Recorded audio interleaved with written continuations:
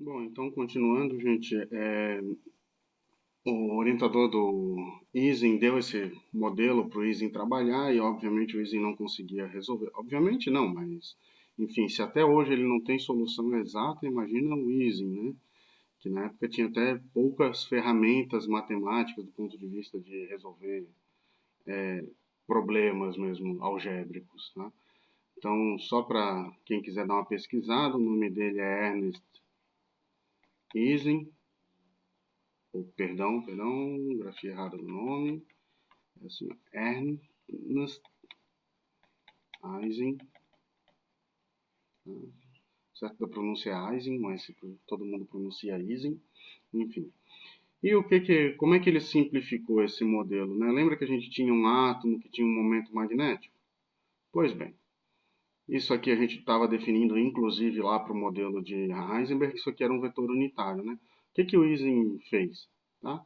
Esse vetor só pode assumir duas posições, para cima, mais um, ou para baixo, menos um. Então, agora, em vez de ser um vetor que inclusive podia girar em três dimensões, agora só tem um vetor que ele ou está para cima ou ele está para baixo, certo? E aí ele simplificou bastante aquela hamiltoniana do Heisenberg, tá? Porque aí ela fica assim, de novo, menos j, certo? Somatório em primeiros vizinhos, lembrem do que, opa, lembrem do que são os primeiros vizinhos, né? Caramba. S I S J, vê que agora não é mais um produto escalar. Por quê? Porque agora ele vai substituir esses vetores, tá, por simplesmente mais um ou menos um. E aí o que isso significa?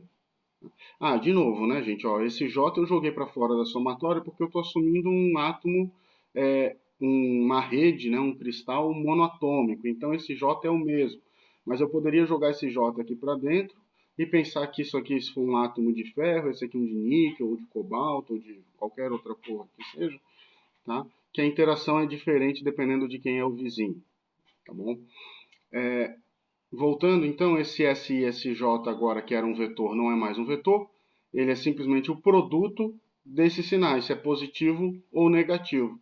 E, de novo, né, se dois átomos estiverem para cima, Si, Sj é igual a 1. Se eles estiverem para baixo, tá, também é igual a 1. Porque menos com menos dá positivo, e aí fica que a energia do sistema é negativa, então é o ponto de mínima energia, que é o que a gente vai estar sempre buscando. Em contrapartida, se os átomos estiverem o que a gente chama de antiparalelos, ou seja, um para cima, outro para baixo, eles são paralelos, mas em sentidos opostos, então SI e SJ, certo? É igual a menos um, e portanto menos com menos dá mais, então a energia está subindo, é algo desfavorável para o sistema estar nessa configuração. Ele tem que tirar energia de algum lugar, e essa energia a gente sabe que ele vai tirar lá da temperatura que está tentando fazer as coisas se agitarem, certo? De novo, tá? Então agora eu já sei medir energia.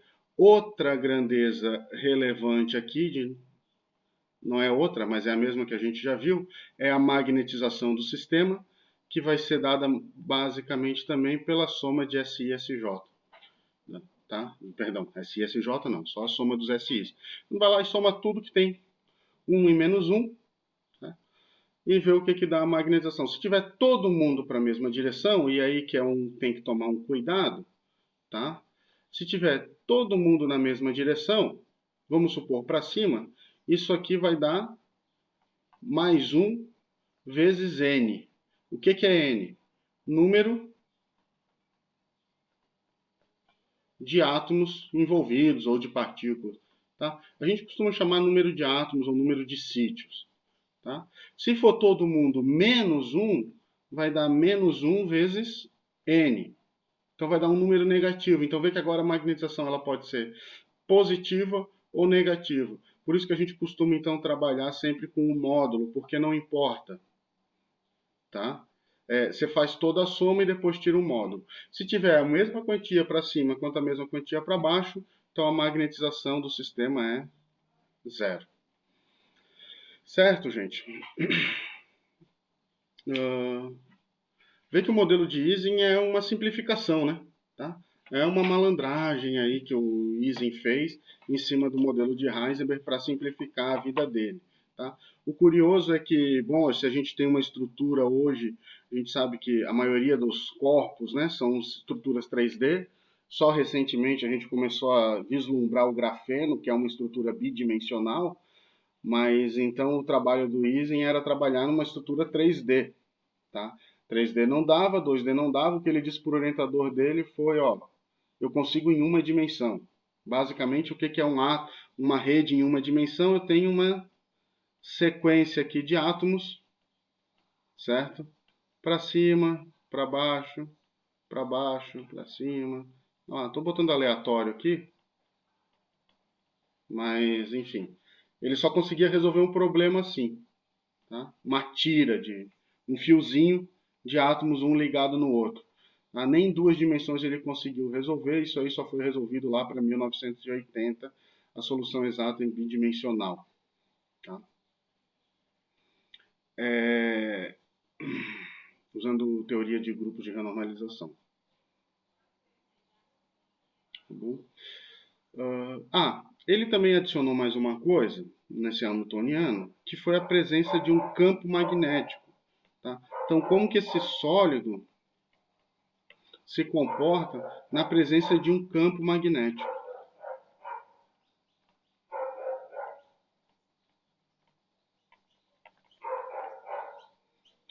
Então, ele adicionou um termo na sua hamiltoniana, somatório de IJ, certo? SJ, e esse termo é assim, ó, menos, eu vou escrever isso aqui como H, alguns escrevem como B, somatório em I de SI. Basicamente é o seguinte, se esse valor é positivo, tá? Para minimizar a energia, ele vai querer que todo mundo seja positivo.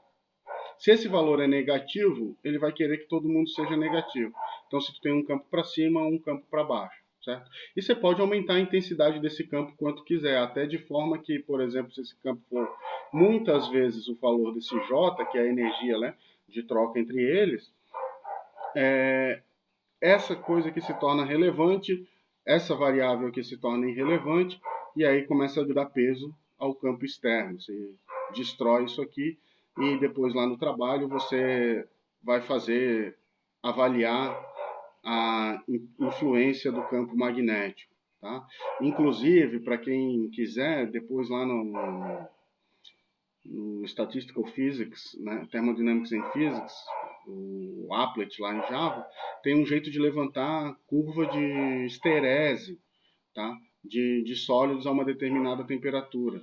Para quem quiser um dia dar uma olhada, é bem interessante isso aí. Tá bom? A magnetização, nesse caso, é medida também da mesma forma. Tá? E isso meio que acaba o modelo de Ising, com exceção de mais duas variáveis que nós vamos precisar fazer não, mas interpretar, que é importante. Uma delas é o calor específico. Tá? Eu já vou falar de como isso é feito. Primeiro eu quero falar um pouquinho sobre simulação no modelo de Ising. Tá? E um conceito que talvez poucos tenham familiaridade, que é de suscetibilidade magnética. Tá?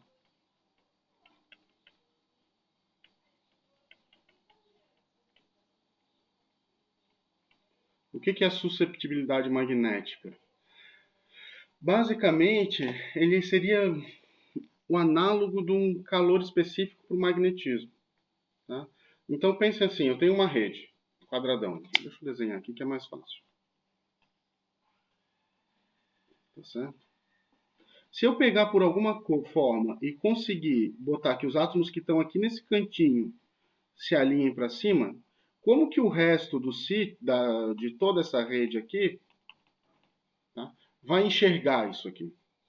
Ou o quão rápido essa informação vai passando. Lembra que esse cara interage com esse, que interage com esse, que interage com esse interage com esse, com esse. e isso aqui vai propagando, e com esse, certo? Então, como que, a hora que eu mexo nisso aqui, como que a rede responde, tá? Em outras palavras, a gente já fez isso de forma intuitiva. Todo mundo já pegou, por exemplo, você pega uma chave de fenda e coloca um ímã, tá? E você vê que a ponta da chave de fenda se tornou magnetizada.